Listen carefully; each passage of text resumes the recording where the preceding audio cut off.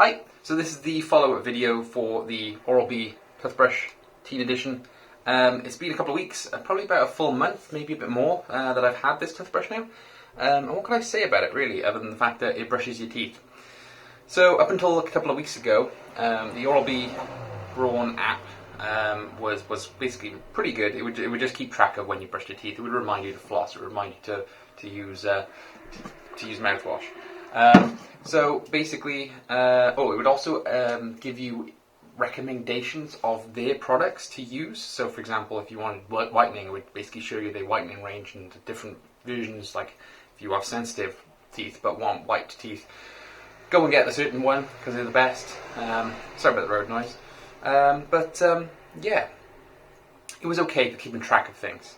Now, unfortunately, they've recently updated the app to a new version, which not only wiped out all my brushing history, so I can't show you that, it also no longer works with the toothbrush, as in any toothbrush by what I can see on our Android phone. I'm not sure about iOS because I can't test that.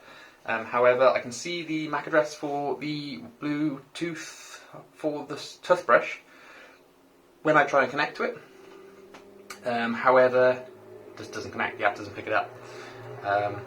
It's a good toothbrush, but don't waste your money on the Bluetooth enabled ones. I don't know if the other part of the other Pro range or whatever works. If it does, then that's great. But if you want something between the £20 to £60 range, just go without a Bluetooth one. It's not worth it. If you're going to go spend the £100 or £200 for the AI enabled smart ones, you've got too much money, because quite frankly, it's not real AI. It's just basically a video that plays back to you to show you where you should brush your teeth at a certain point in time and how much pressure you should apply. Now, that's great for some people, but whatever.